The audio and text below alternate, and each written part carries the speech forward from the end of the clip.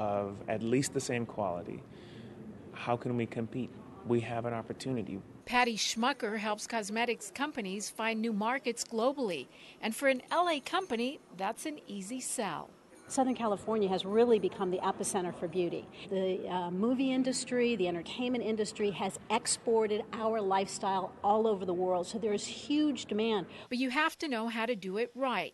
So how can you export your business? The city plans to launch new workshops in the next few months to teach merchants and manufacturers how to boost their bottom line across the global markets.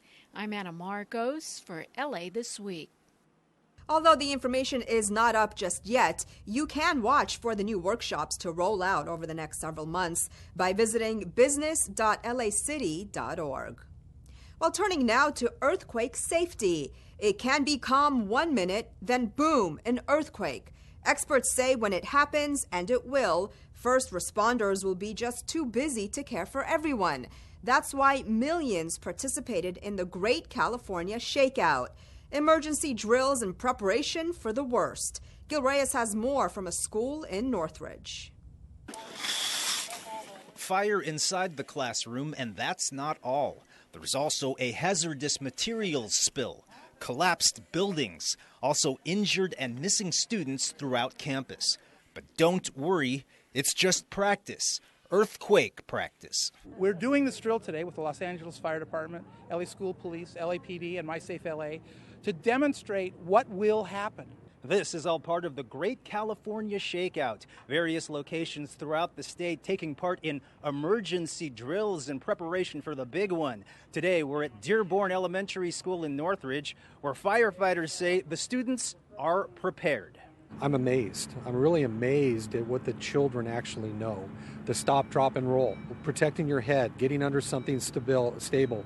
These are things that we want our kids to understand and do automatically, instinctively. It's also important not to run. And if you're outdoors, move to an open area to avoid trees, signs, and other things that might fall on you. Schools like Dearborn get ready to fend for themselves, as firefighters will likely be too busy to respond immediately to everyone. There's only 1,000 firefighters on duty at any one time in the city of Los Angeles. There's 4 million people. There's 1,000 schools in the LA Unified School District. If 10 schools like this had earthquake damage like this, that would consume nearly all the firefighters in the city. Firefighters will need help from us, the community. Groups like the Volunteer Emergency Command Center in Reseda has ham radios ready to go to communicate with first responders, as cell phone service will likely be down. Now, the only part of this that probably will work is going to be your instant messaging. With the ham radio, it will work under any and all circumstances, and we do this. Net control, N4BMP.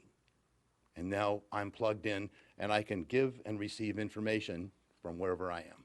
The community actually has a responsibility to look after themselves. And to practice emergency situations at school and at home. In Northridge, I'm Gil Reyes for LA This Week. At home, officials recommend that you have enough food and water to last your family at least 3 days. For other tips, log on to mysafela.org. Well, if there were to be an earthquake or another crisis, would you be able to react to save a stranger's life? Well, the LA Fire Department is rewarding 2 heroic Good Samaritans who did just that. Anna Marcos has more on the happy reunion with the people they helped save.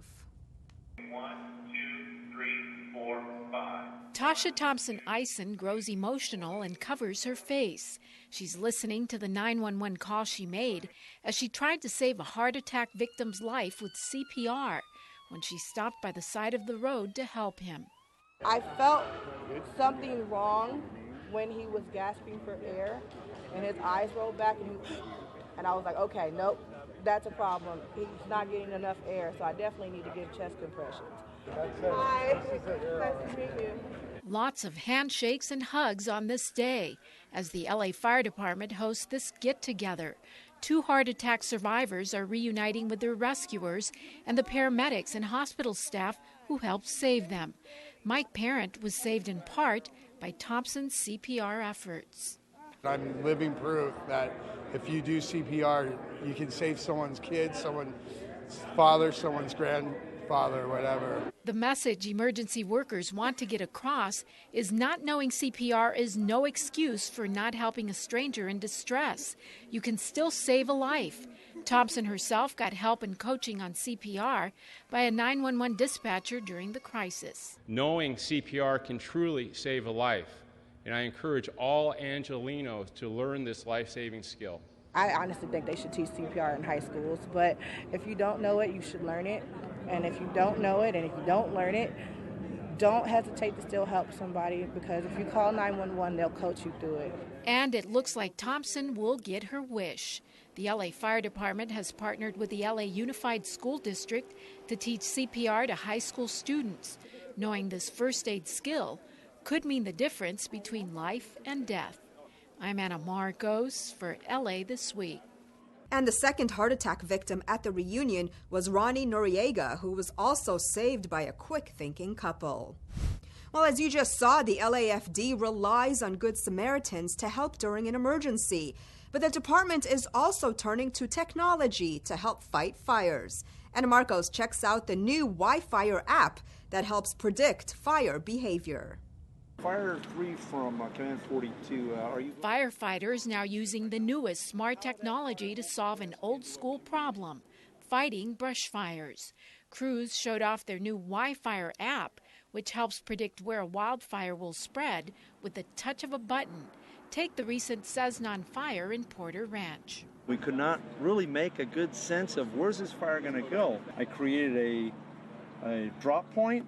I developed some inputs, what time of day, how fast is the wind, and it created a model. And then we placed our resources in those communities, and sure enough, that's where the fire ended up going. And it gave me immediately where the fire was going to progress in an hour.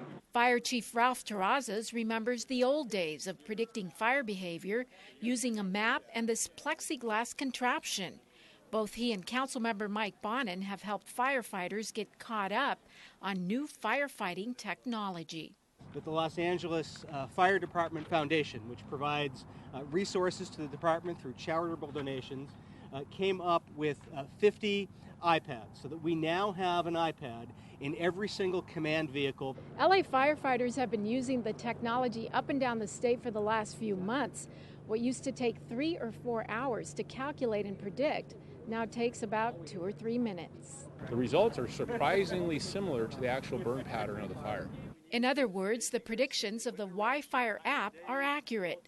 So far, the app has helped fight 10 brush fires with pretty surefire accuracy, and it promises to save both lives and fire resources.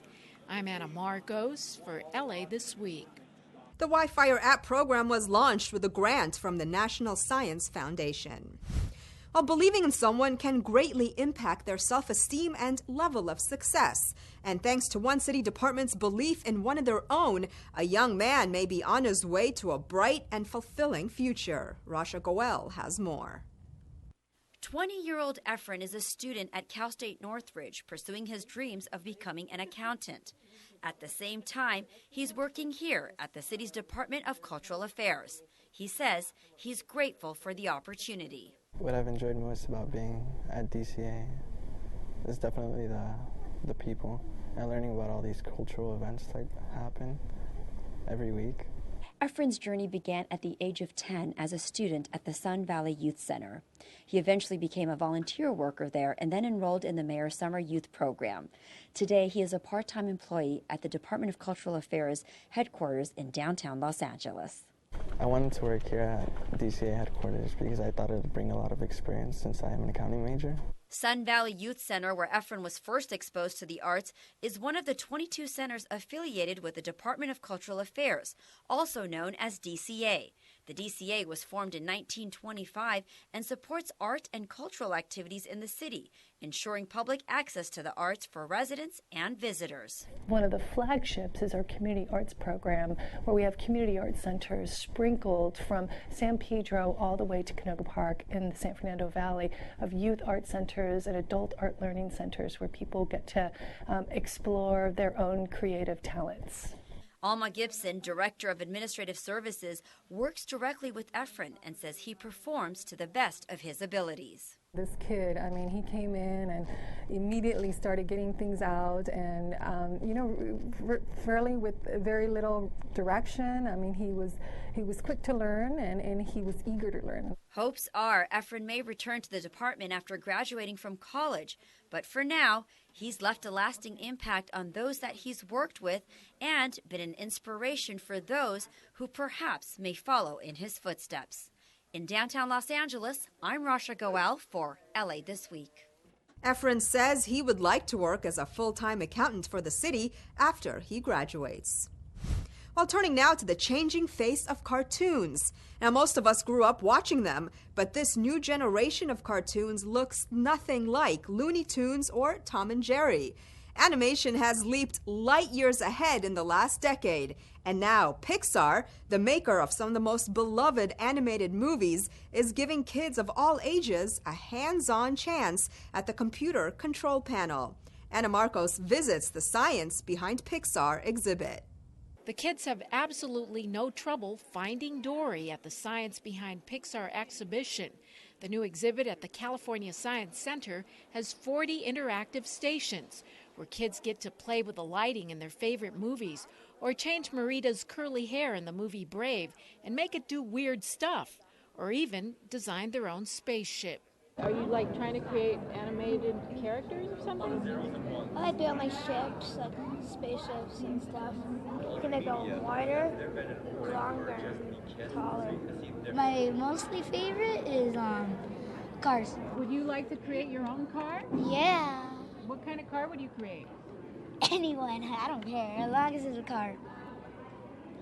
Without knowing it, the kids are learning about physics, engineering, math, science, and art while having fun. The problem on Brave was that the main character has this flowing curly hair. Now, how do you actually animate that hair? How does it actually move when the wind is blowing, as she's riding on horseback or anything else? This turns out to be basically a high school physics problem. Animation includes things more than just being an artist. It includes software engineers, so much technology, and things that we think we just see in the blink of an eye take hours on end to be able to create and make a film believable. And I did learn something. There are 8 steps to creating an animated movie character. The first one is called modeling, which is creating a 3-dimensional character with real materials before creating it on the computer. So let's see what kind of a monster I can create. Ta-da! You get to do the lighting of where Dory is, and it's kind of cool because they're giving kids opportunity of doing what they think. Another thing you learn here is how far the technology has come in 20 or even 10 years. If you look at a face like Dory, there's not a ton of detail in that face. And so having the subtlety of her grins and her twitches and her insecurity that you can capture in a very subtle, like very kind of limited amount of detail, that's all animation. A ton of entertainment and a ton of learning and creating to be had here. And who knows, there just might be a future Pixar animator in the crowd. I'm Anna Marcos for LA This Week. Among the Pixar characters featured at the exhibit include Buzz Lightyear of Toy Story, Dory from Finding Dory, and Mike and Sully from Monsters, Inc. Well, from advancements in animation to interactive apps and games on your phone. And now a new app, kind of like Pokemon Go, helps you learn things about the environment. Gil Reyes has more on this new app from the Discovery Cube in Lakeview Terrace. Riding on the success of Pokemon is a new augmented reality mobile game for LA City Parks. You get to learn new things about what happens and how to save water. The game, called Agents of Water, teaches kids about the importance of conservation during this 5th year of drought. The game was developed by the group Discovery Agents, with support from the LA City Department of Recreation and Parks. 2 years ago, long before we had heard of Pokemon Go, we're willing to imagine, what if we could take best practices in gaming? What if we could look at what is cool and trending augmented reality games and use them to get kids moving and learning out of doors? Kids can play Agents of Water at Discovery Cube Children's Museum and at Hanson Dam Recreation Center next door. Answering questions on their phones and tablets takes them on a GPS tour of the areas where they learn a lot. To prevent pollution, you clean up your dog poo in the yard. That is true. Picking up dog waste helps prevent pollutants from seeping into groundwater. By answering questions and touring the museum, kids learn there are even more ways to conserve.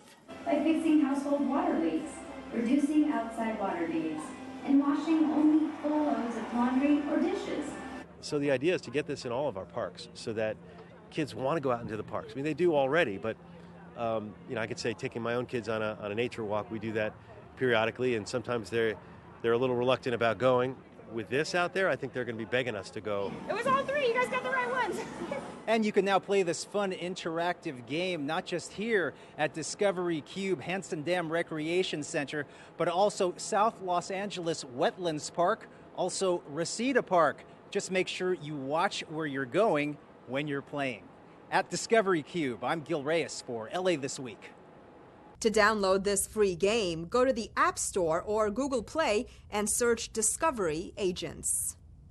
Well, over in Council District 9, senior citizens got a little extra TLC and a big party thrown in their honor. Anna Marcos takes us to the annual Senior Appreciation Luncheon. A hootenanny hoedown at the LA Convention Center. Thousands of older Angelenos have come together here from senior centers all over Council District 9 to dance and sing. The Lord is my shepherd. And just have an all-around good time. Just a real fun way to celebrate the day and to encourage and just give thank you to our senior citizens. This is Councilmember Curran Price's 16th annual Senior Appreciation Luncheon. A talent show, comedy, and other entertainment are on the menu, along with a 3-course dinner.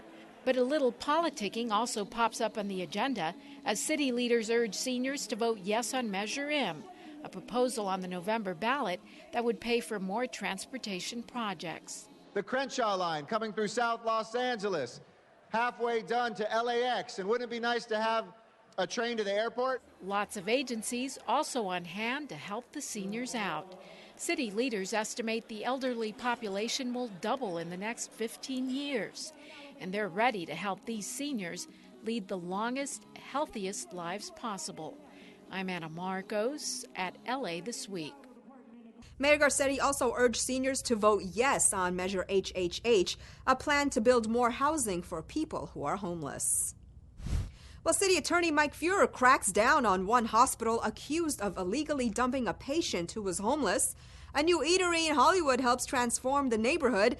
And if you love cats and coffee, a new cafe may have you purring with delight. All these stories in City Beat. A Hawaiian Gardens hospital will pay $450,000 to resolve allegations that its staff illegally dropped off a homeless patient on Skid Row in just her hospital garb, City Attorney Mike Feuer said. Feuer sued Gardens Regional Hospital and Medical Center last year, alleging that its staff failed to follow proper discharge protocols in dumping a patient who was homeless and mentally ill. The woman was found wandering around Skid Row wearing hospital paper tops and bottoms, according to the lawsuit. Feuer said patient dumping is an unconscionable practice and will not be tolerated. A modern-day roadside burger stand has opened its third location in California in the heart of Hollywood. Fans gathered at the corner of Hollywood and Argyle at the mixed-use development called Easttown for the grand opening of Shake Shack, the first to be opened in Los Angeles. Officials say mixed-use projects that offer a variety of amenities in one location are transforming the neighborhood by becoming more pedestrian-friendly. Area residents now have the ability to walk to restaurants, shops, and even the metro. So this is really the new urban living in Los Angeles, right here in the heart of Hollywood. Over on Melrose and Fairfax, another first for the city of LA. A new cat cafe that caters to cats and the humans who love them has opened. Crumbs and Whiskers, which has partnered with a nearby cafe, offers folks a chance to hang out with free-roaming felines while enjoying food or coffee. The cats come from a local shelter and are available for adoption. Picture a coffee shop meets like petting zoo, but in your like chic, cool, animal-loving friend's apartment. And that's what this is.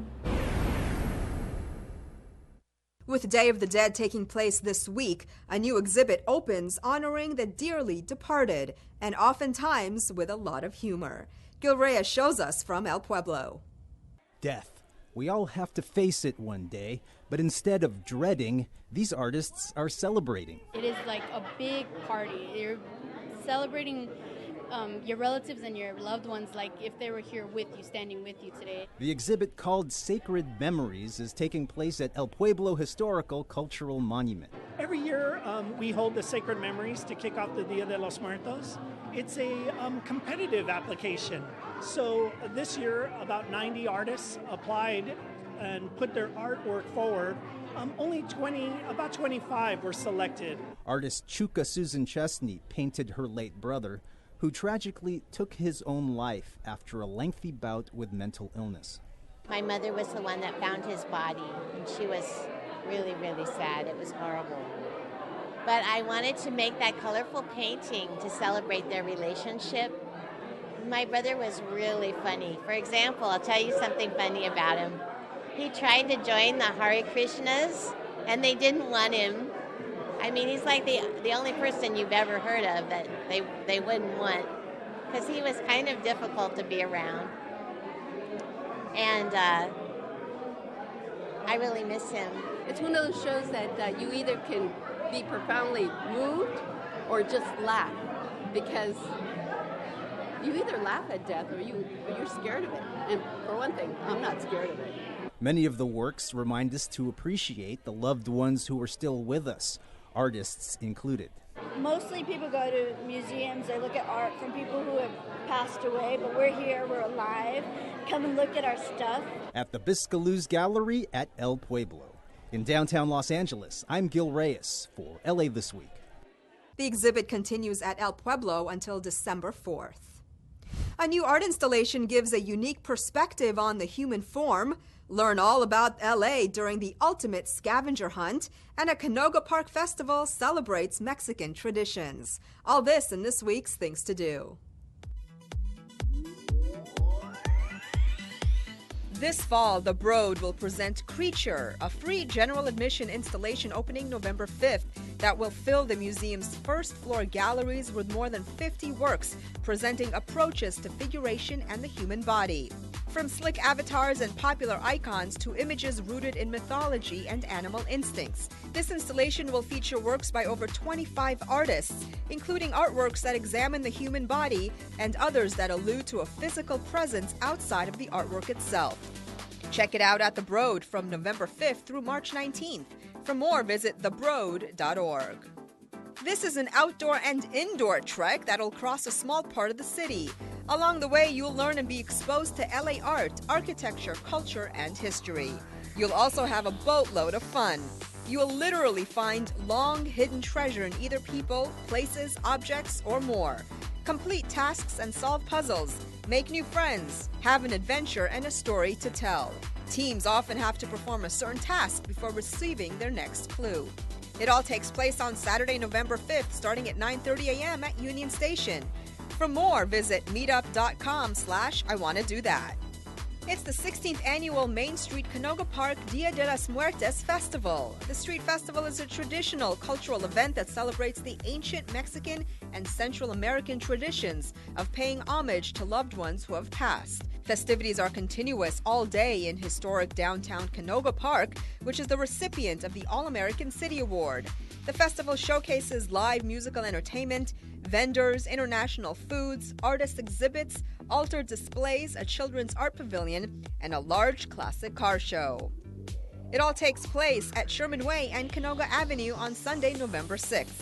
For more, visit culturela.org. And that's a look at some things to do. Well, that's going to do it for this edition. I'm Yana Kane from all of us here at LA This Week. Thanks for joining us. A reminder that you can catch us online at lacityview.org. You can also follow and like us on Facebook. We'll see you back here next week for more of LA This Week.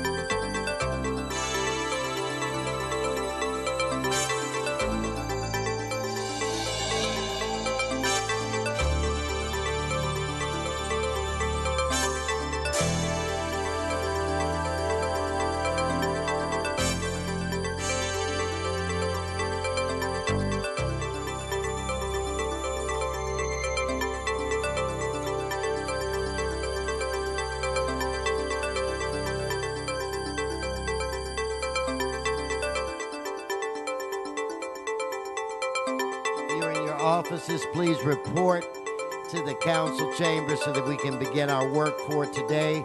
I want to thank the members who are members of today's On-Time Caucus, Mr. Buscaino, Cedillo, Harris Dawson, and Rue. Members, if you're in your offices, please report to the council chamber so we can begin our work for today.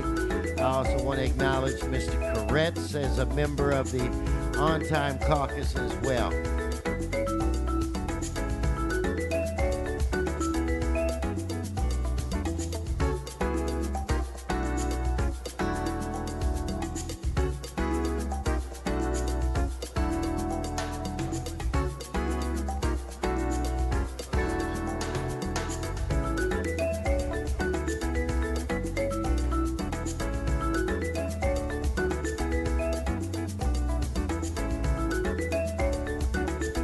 Members, please report to the council chamber so that we can begin our work for today.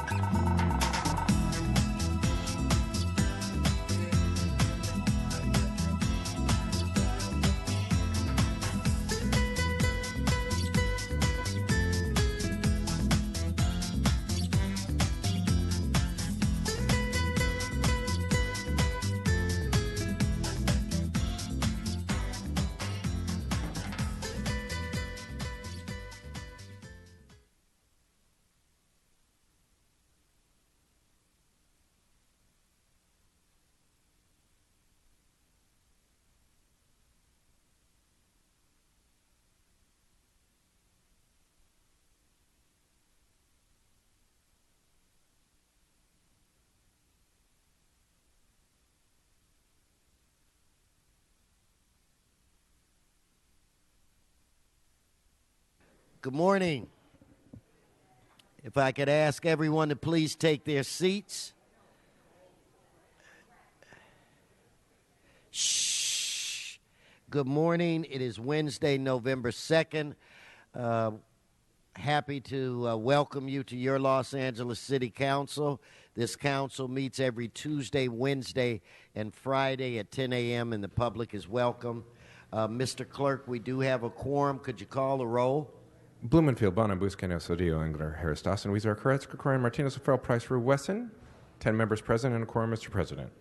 Thank you. First order of business. Approval of the minutes. Mr. Price moves. Mr. Blumenfield seconds. Next. Commendatory resolutions for approval. Mr. Koretz moves and Mr. Cedillo seconds. Continue. Mr. President, there is a request from member to continue item 10 to November 8. Okay, so without objection, that'll be the order. Very good, sir. Items 1 through 7 are items noticed for public hearing. Do you have cards on these items? Yes, sir. Cards on number 1. Okay, let's hold item 1 and vote on the remaining items. Let's open the roll, close the roll, tabulate the vote. 10 ayes. Continue. Mr. President, that brings us to items 8 through 16. They're items for which public hearings have been held. Committee reports for items 11, 12, 13, 15, and 16 have been posted and circulated for council's consideration. Okay, Mr. Buscaino. 2 items, if I may, Mr. President. Can we hold on the desk items 8 and 13? Without objection. And all right. Why don't we prepare then to vote on the other items? Let's open the roll, close the roll, tabulate the vote. 10 ayes. Mr. Clerk, continue. Items 17 through 31 are items for which public hearings have not been held. 10 votes are required for consideration. Okay, so again, without objection, these items are before this body. Mr. Buscaino. Item 30, please. We can Item hold 30. Item 30. Thank We'll you. hold item 30 for Mr. Buscaino's request. Do you have cards on these items? Yes, sir. Cards on items 17, 20, 21, 22, 23, 24, 29, and 30. Okay, let's hold those items and vote on what remains. Let's open the roll, close the roll, tabulate the vote. 10 ayes. And, Mr. President, that ordinance will go over 1 week unless reconsidered later for 12 members. Okay, hopefully we will have 12 members today, so we'll be able to handle that. Very good, sir. Okay, so it's my understanding, Mr. Clerk, per the chair of Budget and Finance, that the closed session items can be voted on in open session unless there are questions from a member. So if you could read those items, we'll proceed. Very good, sir. And those are items 32 through 35.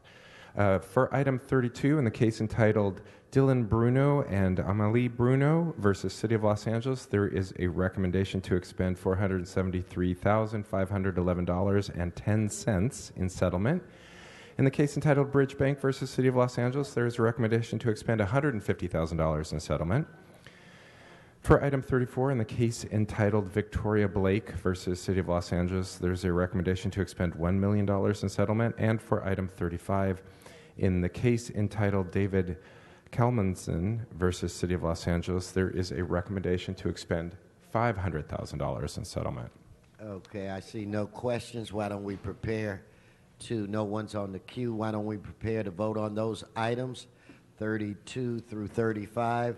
Madam Clerk, open the roll, close the roll, tabulate the vote. 11 ayes. Continue, Mr. Clerk. Mr. President, we're a bit early for the special, so that brings council back to presentations or items called special. Okay. Mr. Blumenfield. Yeah, I just wanted to recognize some Go right ahead. special folks who were here. With us in the audience, we have students from the Sherman Oaks Center for Enriched Studies. They're on a field trip. Now, despite the name Sherman Oaks, they're actually located in Reseda, which is in my district. We have students here many of whom are first-time voters. How many of you guys are first-time voters? Raise your hand. All right, we've got a few. Let's give them a round of applause. Yeah, let's give them a round of Welcome. applause. Welcome to City Hall. Just to know, this is the largest magnet school in the Los Angeles Unified School District. It's an amazing school. Look forward to meeting with you guys a little bit later today, but enjoy seeing democracy in action while you're here. Thank you. Thank you for that intro.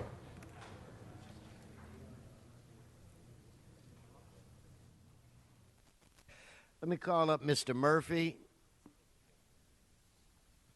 Mr. Murphy on item 1, and then public comment.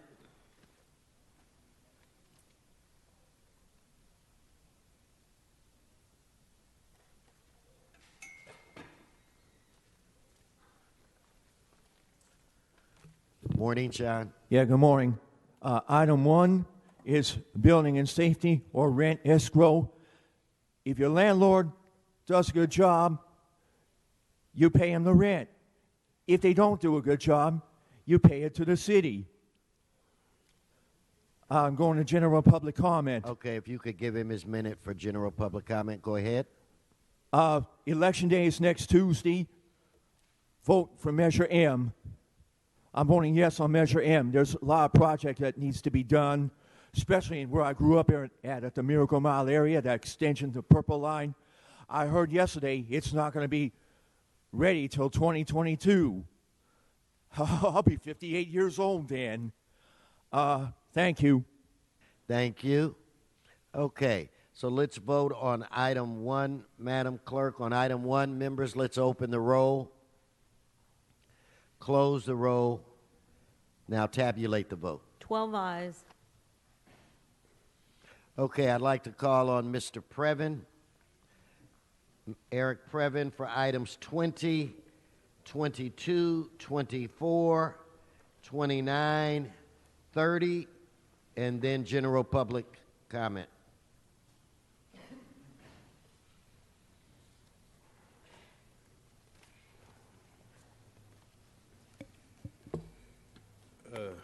Thank you, sir. Good morning. It is Eric Previn from CD2. Item 29 is a special thank you to Valley Paper. This is a group in, I believe it's Martinez's district, who puts money in the Real Property Trust Fund just because, for her then to deploy appropriately in her district. Last year it was $133,000, which caught everybody's attention because that was like a $100,000 increase. This year it's back down to $18,000. So thank you for controlling your generosity there. She did take campaign donations from that group, which winces us a bit. And they are across the street from Athens Services, who are in business with Mr. Krikorian, so that is a teeny bit worrisome, but let's move forward. Item number 20 is a very interesting one, sir. You have a public safety committee meeting, and the chair, Mr. Englander, couldn't get a quorum, so he approved it himself, and it's for Brycer LLC. This is LAFD related. It's some software and so on. What they do is they find a way to track down everybody to make sure they're paying their alarm fees on time. It's kind of like a collection agency, quite frankly. I looked at it just to be sure we were in a competitive space, and they have posted an RFP that was done in Oregon, sir, some years ago. And when I looked at it closely, this was sort of Shemtubian in its weird photocopying portfolio. It is an insane document. And of course, I thought maybe we should do an RFP for jurisdictions who are going to do our RFPs for us, like Kern County did for the Taser deal. Maybe we can find a very reliable jurisdiction to do all of our RFPs, since we're not going to do them ourselves and foster meaningful competition. So Brycer LLC is re-upping. Moving to 22, another one where it's a communication from the chair who's recommending, this is a group that's used to be called Scan Health, now they're called Physio Control Inc. It's about field data capture for the EMS program, the ambulances. I'll be honest with you, this is a $5 million extension. It was $14 million. This does not look particularly good to me. This is the same no competition when we have guys like Bonin in the corridor of tech geniuses who have brilliant ideas working night and day to get in the door, and yet there's no RFPs. So that's upsetting. Item number 26 is not worth a comment. Item number 30, I will say, is Buscaino's moving proposal to extend leases, possible leases, to 66 years out. Now, that is definitely in the lessor, the people who are going to be leasing from the city to get such a long-term lease. But is it in the public interest? I'm not sure about that, to be honest. And given that Mr. Buscaino has been dragged into the Los Angeles Times as part of the crew who were Let's stay exposed, on the subject. Well, sir, this is campaign finance. We're allowed to talk about it because we have nothing to hide. And by the way, I would say, though, those who are looking to donate, it is an excellent investment. No, you're okay, not fine. on the subject. Let's go now. general public comment. You're not on the subject. Well, I'll see Let's by 2 go seconds. to general public comment. Fine. So the general public comment, it's hard to squeeze it out right on top of all those, but I will, sir. I feel that campaign finance in Los Angeles is a little off the rails. We've seen that. It's great work that the Los Angeles Times did at identifying how $600,000 can flow in to the various coffers of characters, including the mayor and Buscaino and many others who don't need to be named right now, but could be named later, Martinez. But there's a much better deal, and I would like to stand here on behalf of the lobbyist program, because Mr. Blumenfield will attest, if you give some money to Berghoff or one of these lobbyist groups to take care of everything, then there's a kind of, we'll just look away, there's no problem. They can influence the decisions by the government leaders, and you don't run into these pesky journalists looking around and wondering how one guy gave 4 different checks with different names. And, that is beneath the standard that the public expects. Now, the Ethics Commission, sir, your friends up there, Heather, hey, Heather, is doing an excellent job at avoiding the real discussion. Thank you. Thank you. Mr. Walsh, John Walsh, 17, 23, 29, and 30. Mr. John Walsh. And then we'll go into general public comment. Start off, Mr. Walsh, item 17. John Walsh, blogging at HollywoodHighlands.org or at J. Walsh Confidential, tweeting at Hollywood Dems. Number 17, that is return of vote by mail ballots and voluntary disclosure of ballots. No. We have an honest system now. Whenever I see the word voluntary concerning voting, now my relatives fought in the Revolutionary War and were injured in the Revolutionary War. And we didn't fight for voluntary ballots, open ballots, all this damn stuff on number 17. They're not going to say a word about it because it's all hooked in. Number 23 is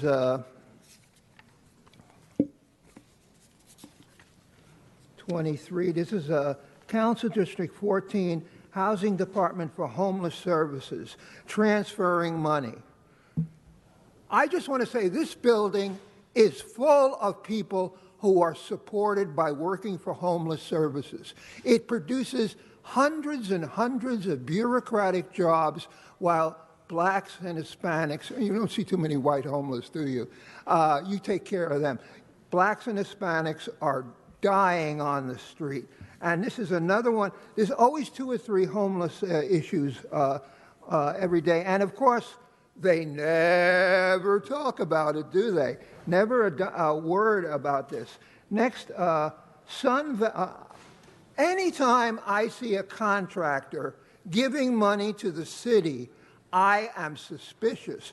Just as Mr. Black Long, who was in the LA Times, gave hundreds of thousands of dollars to Mr. Buscaino. He says he's going to return it. Return it Stay now. on the subject.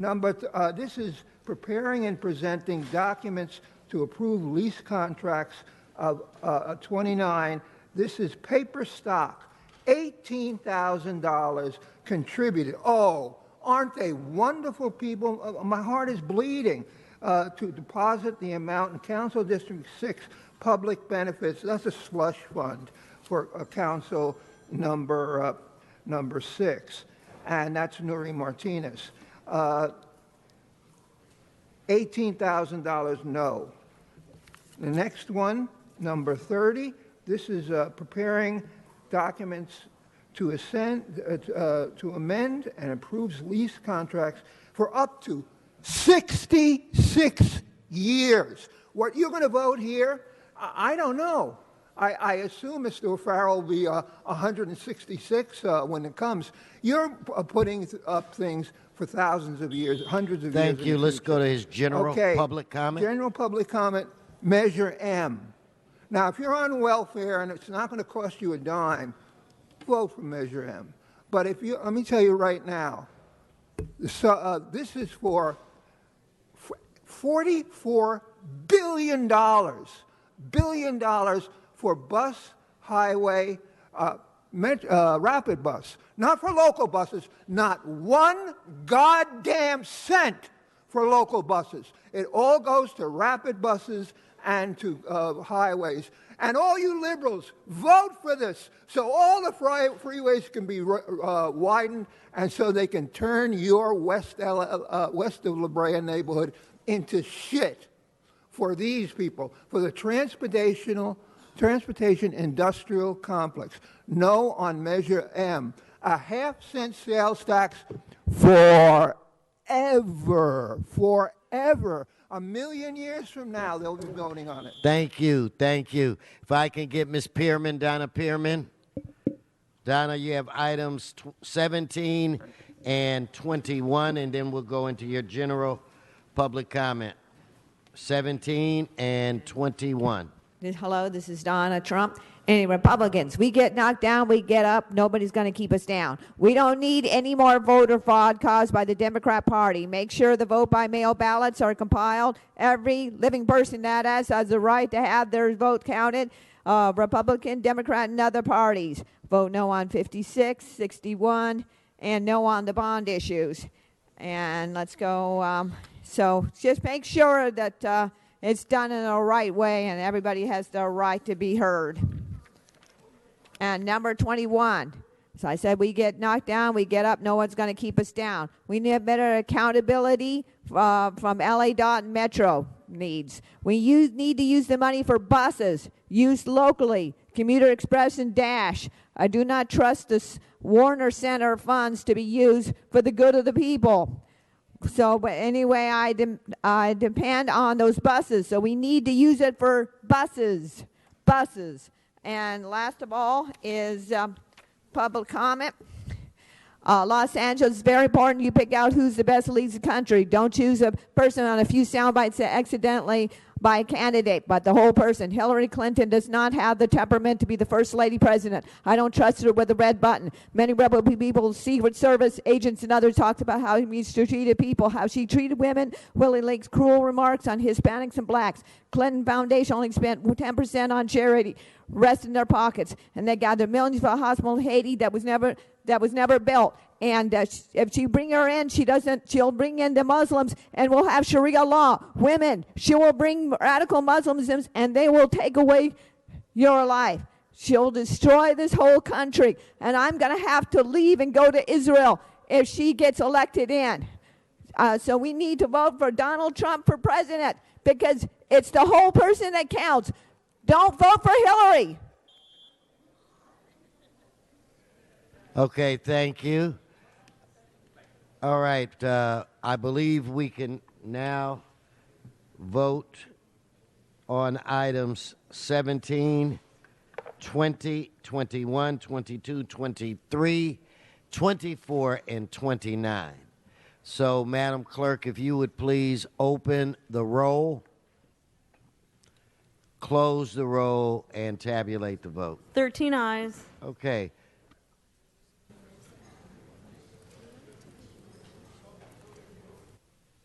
Okay, let's vote. Item 7 needs to be reconsidered.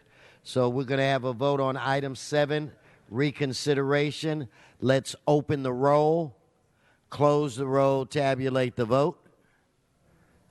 13 ayes. Okay, Mr. Koretz, you wanted to continue this item 7? Yes, if we could continue it to November 23rd, that would be great.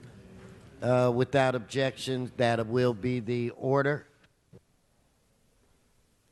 Mr. Buscaino, item 8. Yes, thank you, Mr. President. Colleagues, this motion before us was introduced due to an increase in coyote sightings in my district, specifically the coastal regions of San Pedro. We've also seen sightings in Mr. Bonner's district, Mr. Corrett's district, Mr. O'Farrell's district, and it has sparked a number of concerns brought forward by our neighborhood councils across these impacted areas. Bottom line, with the issue of coyotes, the issue of coyotes will not go away, and we need to work together along with our residents and the city to reduce food sources for coyotes. And I want to make sure that we do everything we can that's possible and practical to minimize any loss of pets in Los Angeles and prevent coyotes from losing their fear of humans. Now, while coyotes get a lot of press, they we've seen an uptick of social media posts. They know that they have only killed one person in the last 30 years. Dog attacks and bites in the United States send an average of over 1,000 people to the emergency rooms. Dogs kill an average of 28 people a year. You should be more worried about being bitten by or killed by spiders, alligators, millipedes, cows than coyotes. So know that it's important to remember that it's also a crime to feed wildlife. And once you feed a wild animal, they begin to lose their fear of humans and seek out human food sources. So remember, fed wildlife is dead wildlife. We need to do all we can to do our part to protect our kids, our pets, and our neighborhoods throughout the city. So thank you, Mr. Koretz, for hearing this in your committee, Personnel and Animal Welfare, and I appreciate the Animal Services Department. And in my district alone, I have seen in response the Animal Services have been very active and engaged in our impacted neighborhoods, specifically in San Pedro, along the sites where coyotes have been identified. I do want to thank a number of our Facebook neighborhood watch pages. I do know a couple residents in San Pedro have started a Google Doc that has allowed residents to identify these locations. Brenda Burnett's here. Thank you, Brenda, for being responsive to this issue. With that, I appreciate all the efforts being made at all levels here in the city. Thank you. Mr. Bonin. Thank you, Mr. President. And I want to thank Mr. Buscaino and Mr. Koretz for their work on this. This is actually, as Mr. Buscaino said, a growing and a very serious issue. In my district, we have had numerous coyote sightings. I have had people who have been approached by aggressive coyotes while they're out walking their dogs or out with their children. And most disturbingly, I have had multiple reports in my district of people coming in and feeding coyotes even outside an elementary school, which is just absolutely irresponsible and absolutely crazy. I'm glad that later in this agenda, Mr. Rue and I have a motion about stepping up enforcement and the penalty on people who are feeding these animals. It's a very difficult situation, particularly given that our Department of Animal Services is dramatically under-resourced, to put it gently. And one of the things we can do is make sure that folks are not feeding coyotes and making the problem worse, because as Mr. Buscaino said, that acclimates them to human activity, and that emboldens them, and that puts everybody at risk. So look forward to more work on this and approval of Mr. Rue's motion later today. Mr. Rue. Thank you, Mr. President. And today is Coyote Day. And I do have a motion along with Councilmember Bonin, as he mentioned. It's item number 36, but I thought I'd just speak here at the same moment. And it might sound like a funny issue, but this is a serious issue. And sightings of coyotes roaming residential neighborhoods and hillsides have becoming increasingly common across Los Angeles, leaving many in the community concerned for their public safety. And as our city grows, wildlife and humans are increasingly competing for space, resources, and a place to call home. It's very crucial to identify solutions to coexist so we can ultimately prioritize the safety of our wildlife and our public. The motion, along with Councilmember Buscaino's motion today, we do have a motion that will support current efforts in the city to address coyote abatement by considering increased enforcement and prevention efforts. And in addition to Councilmember Buscaino's, to support the city's effort to increase public information and preventive measures and improving our coyote management. various factors contribute to these increased sightings, as mentioned, and one of the most primary, biggest culprit is ourselves. When we feed coyotes, it teaches them that it's okay. It teaches them that to coexist with us, which is what we're trying not to do. But of course, there are other factors such as the city's drought and the ever so changing habitat of where the coyotes live. And it's clear that the city's public information campaign to change these behaviors that attract coyotes must now be supplemented with increased enforcement and prevention efforts, such as enforcing our city laws that prohibit feeding of coyotes or implementing technologies that prevent coyotes from reaching food sources. Many of these species play a critical role in creating healthier ecosystems that benefit us all. So thank you for bringing this item up, and this is a very important issue for the district. Thank you. I too just want to jump in for a second and thank you guys for bringing this forward and to indicate that for so many years, everyone thought that this problem was a problem that we had in our valley areas and in the council districts that were adjacent to parkland or what have you. But it wasn't that long ago that I came outside to get the morning paper and looked straight into the eyes of a coyote that was in my neighbor's front lawn. And I live on Crenshaw and Washington. Okay, there's no large park close to that area. And then what amazed me is the folk in the community began to email and tweet each other, and there were numerous coyote sightings in this area of the city. So it is a concern. We do need to get a handle on it. And I do think people need to pay some attention to the travel of these animals because they're getting closer. I don't even know how the heck a coyote wound up on Crenshaw in Washington. All right. But that is a region where this is becoming, happens with more regularity. So I applaud the effort, but I do think we want to incorporate, we really need to look into what's happening in areas where people don't suspect that they would see a coyote. With that said, I would like to recognize Mr. Blumenfield. Yeah, I just was going to make a very similar point and appreciate my colleagues bringing this motion. I live in about a mile and a half north of the 101 freeway, well into the flatlands, very far away from the mountains.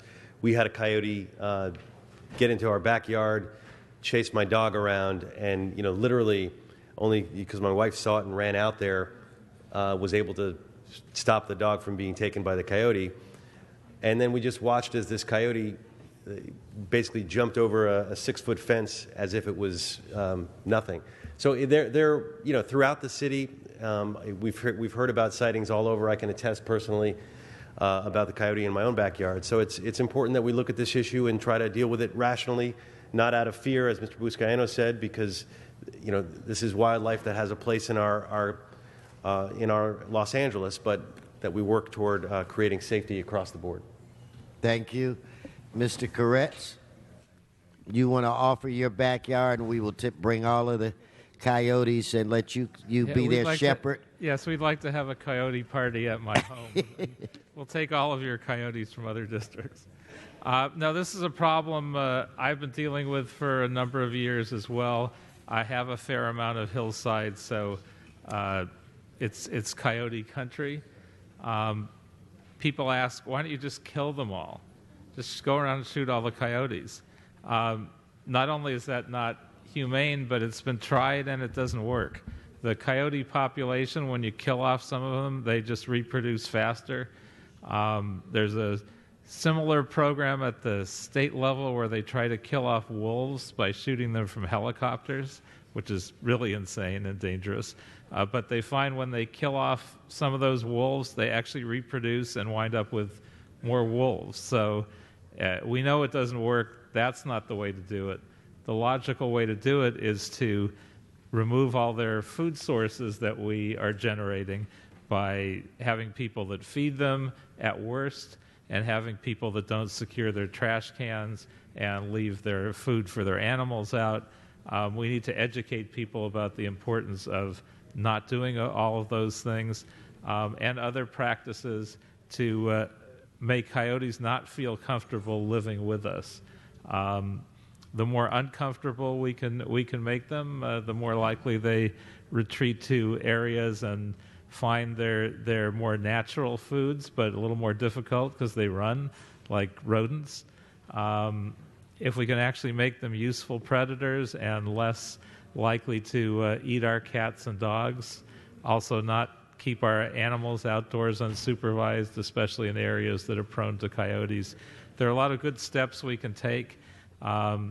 These are common sense measures that we have before us that will actually help us make a significant dent in the problem.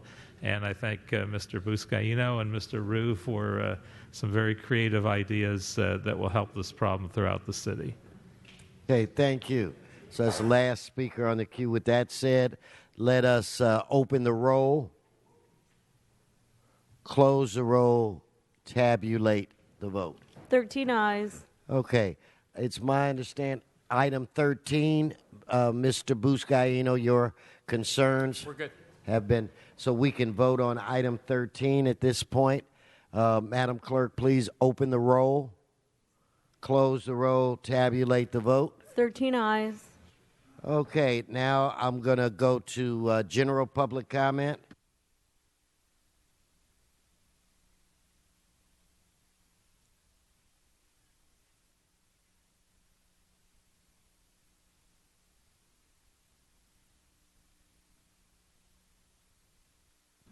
Manuel Valderinos, Alcides Lorenz, Richard Sina, please come forward.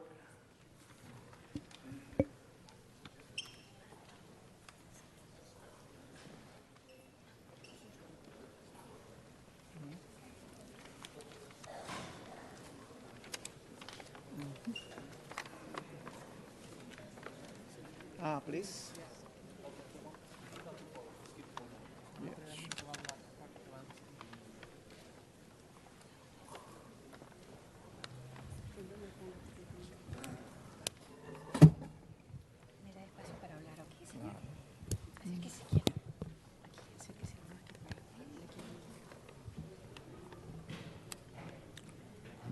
Yes, sir.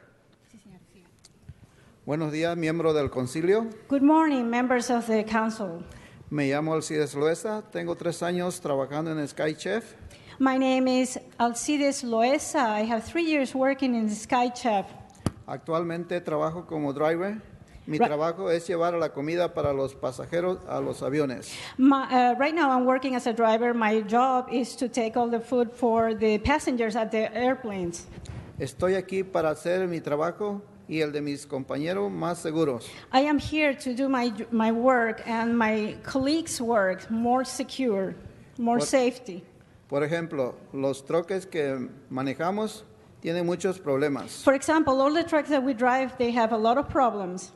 El troque que yo manejo tiene las luces fundidas enfrente y las ventanas están quebradas. The truck that I'm driving, they have the front lights broken and the ones in the back not functional. Otros troques tienen los espejos quebrados y la verdad es muy peligroso manejarlos así. The other trucks, they have the mirrors broken, and the truth of the matter is that it's very dangerous to drive that way, Especialmente en la noche o cuando está lloviendo. especially when it's raining or when it's at night. La lluvia se mete en la ventana y es muy difícil tener visibilidad. The rain goes through the window, and it's very difficult to have a good visibility. Las puertas de atrás de unos troques no cierran bien.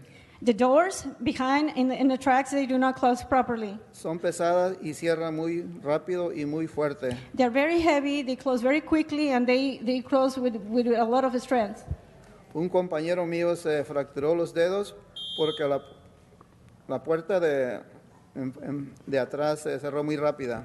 One of my co-workers fractured one of his fingers because the back door did not close properly. Okay, thank you. So now I need another one of the other speakers. Gracias. We need Manuel or Richard.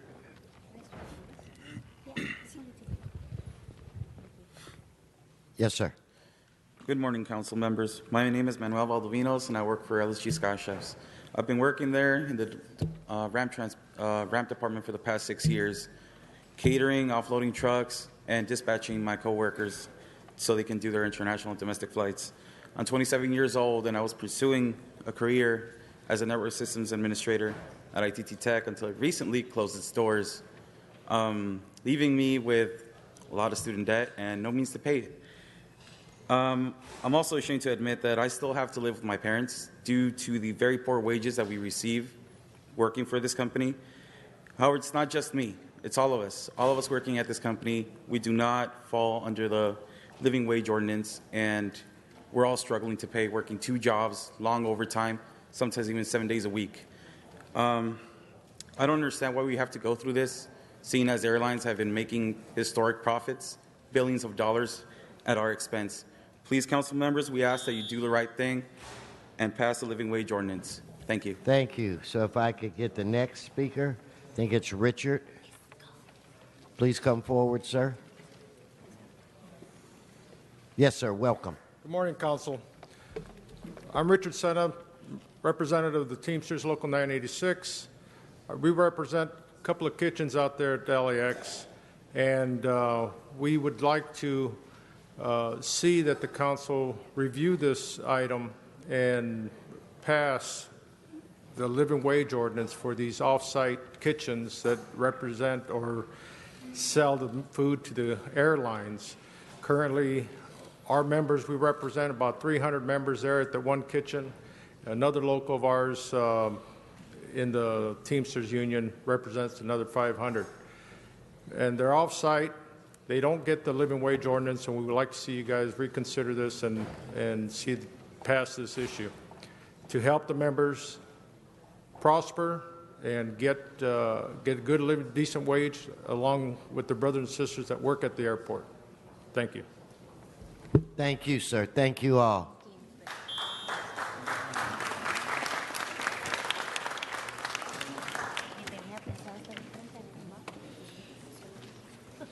I'd like to move, and I'll go back to general public comment, but Mr.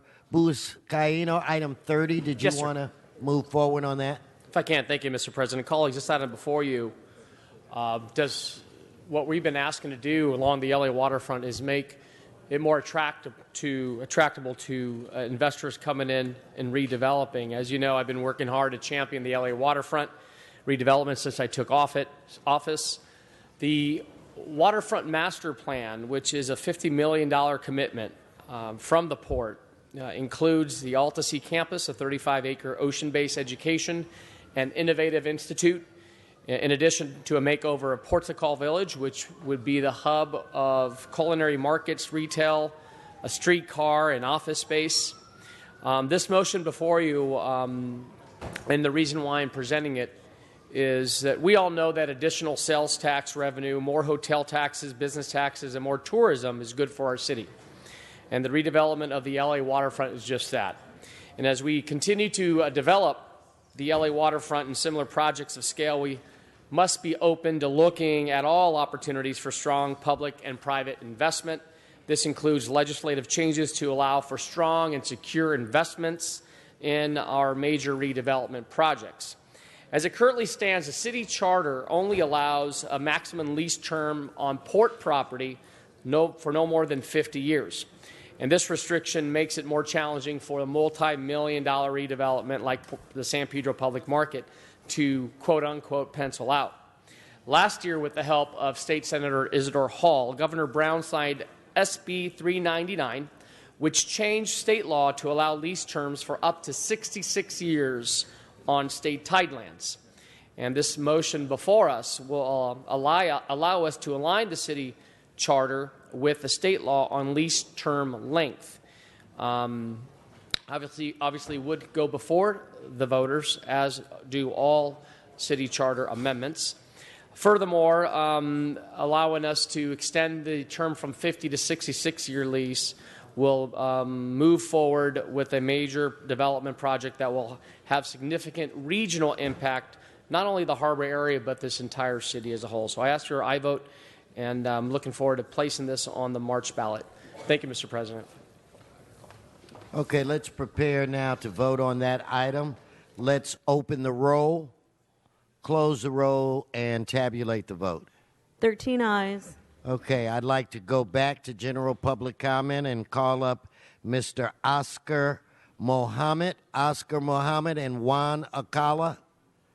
Mr. Mohammed, come on up, followed by Juan Acala. Mr. Krikorian. President, as Mr. Mohammed is on his way up, can I ask, please, that item number 13 be sent forthwith? No problem. Item 13 forthwith. Mr. Mohammed. But we should close down all the liquor stores in Los Angeles. The liquor stores are very marked to be in our community. We find more liquor stores in the minority community than you have in the other people community. But they said it was an old joke. They said, if you think crimes don't pay, you let government run the business. But anyway, we should end the homeless downtown Skid Row, that home to crucifixion, the most ugliest sight you see any human being living in. You should end that homeless Holocaust downtown, that Holocaust Hitler machine downtown, Skid Row, that's destroying the black American with any accountability. We need better leadership in Los Angeles. But anyway, a lax environment, an unserious environment, an our environment is an enemy. But it seems like we are in what you call a commedia city. Los Angeles is the capital of the comedies, and comedies are fools.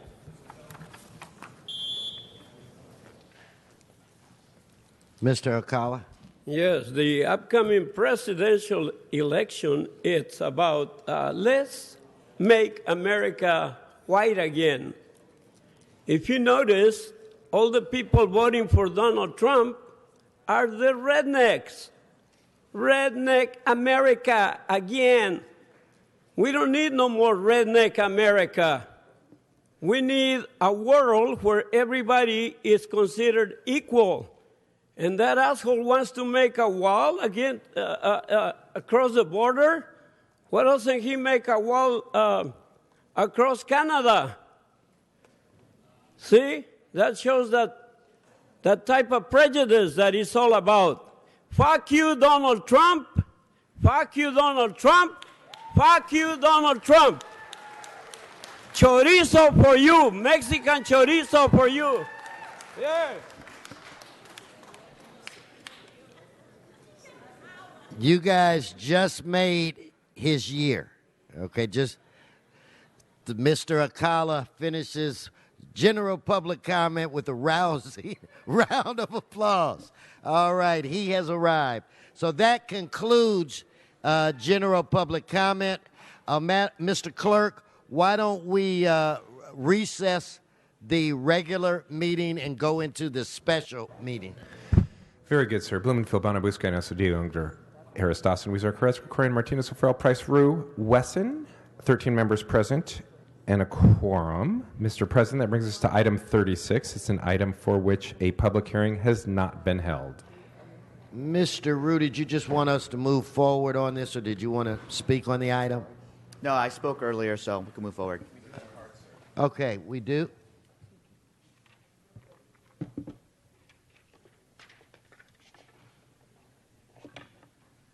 Thank you. We do have cards.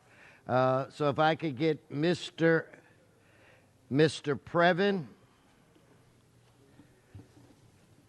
backed by popular demand, Juan Acala, Mr. Walsh, and Donna Pearman. Item 36. Thank you, sir. It is Eric Previn from CD2 here on Coyote Day, I guess, as Mr. Rue has referred to it. We have to protect our coyotes, and our audio is being manipulated. But, sir, when I say protect them, I mean protect the people from these really wild animals. We want to be humane. What it looks like Bonin and Rue are looking toward is the Administrative Citation Enforcement Program, which was instituted by Englander about a year plus ago. Takes in about $500,000, mostly LAPD if you look at the chart, but Department of Animal Services, who had a sort of promising start have dipped in revenue.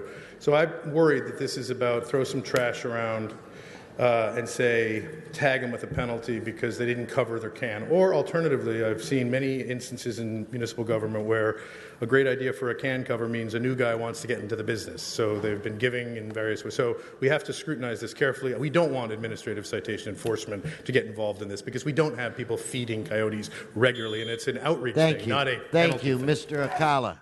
Mr. Akala.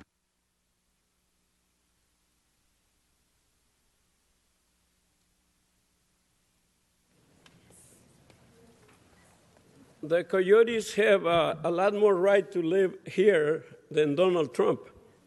Anyway, my suggestion would be just catch the coyotes and put them in the wild where they belong.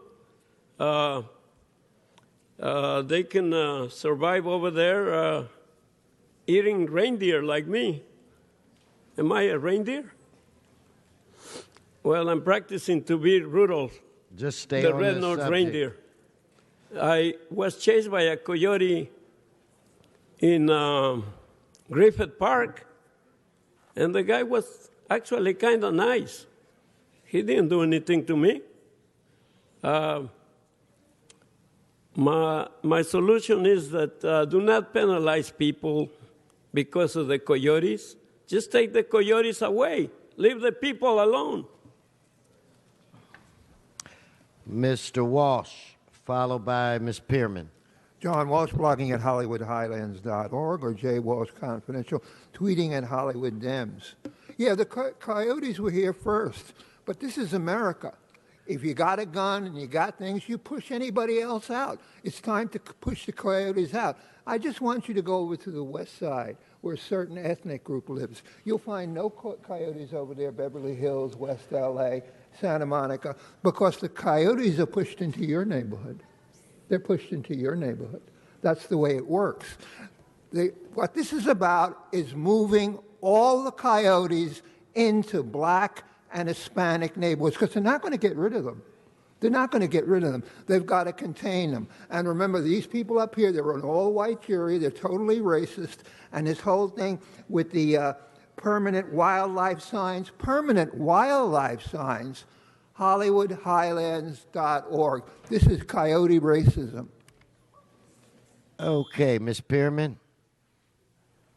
This is the time we have to live with animals, four-legged animals that are out in this world, unlike the two-legged ones.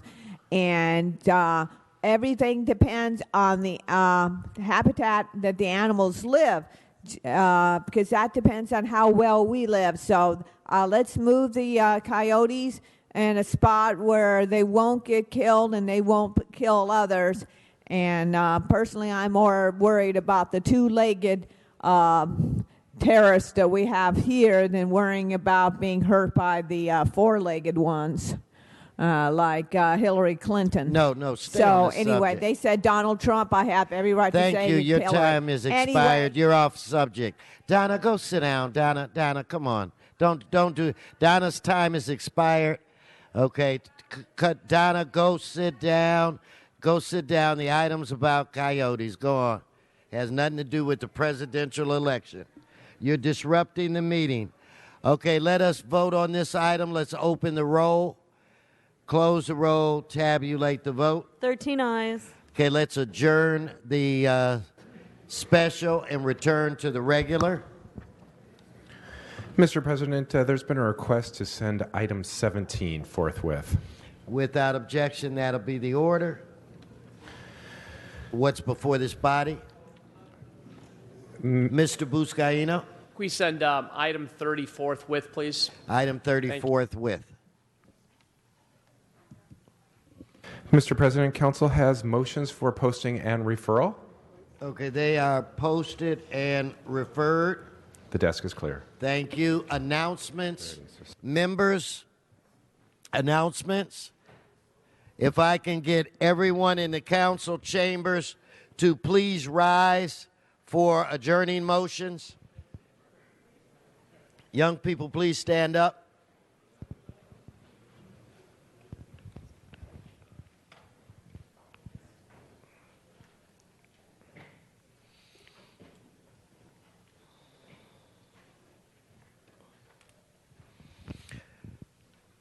If it's okay with my colleagues, I will start first today. On the 25th of October, we lost a great leader for the entire city of Los Angeles, but a very, very special leader for the African American community. Her name was Vano Spencer. She was 96 years old. When I found out that she had passed, it took me back to a time that maybe Mr. Price remembers, maybe Mr. Cedillo, and maybe even Mr. Koretz. It was a time in particular for minorities when you had to be the best that you could be because you represented all the people. I can remember when I went to school, and I went to a white Catholic school, I couldn't just wear a white shirt and a tie. It had to be a starched white shirt with a tie that matched because my grandmothers felt that I had a responsibility. Judge Vano Spencer had that kind of responsibility and was one of the most classiest ladies to ever walk this earth. She was the first African American female to be appointed judge. She was appointed to the Muni Court by Judge Pat Brown, and then appointed to Superior Court by Governor Pat Brown, and appointed to the Superior Court by his son, Governor Jerry Brown. She was born in July 22nd, 1920. She started out as a young lady. She was a teenage dancer in a Laurel and Hardy movie called Bonnie Scotland, her and her father, Abdul Hassan. She went to, I think she started her career as a real estate agent. She went to Southwestern School of Law, the same school that produced Mr. Blumenfield, Julian Dixon, and our great mayor, Tom Bradley. She went on and started the Black Women's Lawyers Association in 1970, and she co-founded the National Association of Women Judges. She served on the bench for, I want to say, almost 50 years, and just retired, believe it or not, back in 2007. If you ever had a chance to see her, when she walked in a room, it was like you watched those movies and you see, and that's the way it was with her. When she had an aura about her. She had a way that made people stop and watch her. She didn't just dress, she dressed to the nines. She could take a phrase and twist it. She was one of the most brilliant orators you'd ever want to see. Plus, she was my neighbor, and she lived in Lafayette Square. She was phenomenal. Because of people like her who fought for the rights of women and people of color, that's why this horseshoe is as diverse as it is. That's why the state legislature is as diverse as it is, because of pioneers like Vano Spencer, who gave their lives to make sure that things were better for people like ourselves. So it is with great pride that I rise to adjourn in the memory of an individual who was 96 years old. In fact, in the LA Times, if you read it, one of her nieces said that she used to be a big traveler.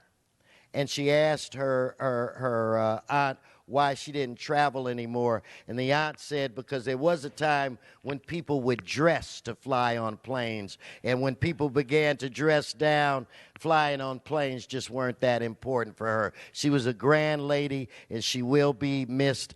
Judge Vano Spencer. So now I look to my right side. Oh, in fact, let me call on Mr. Price.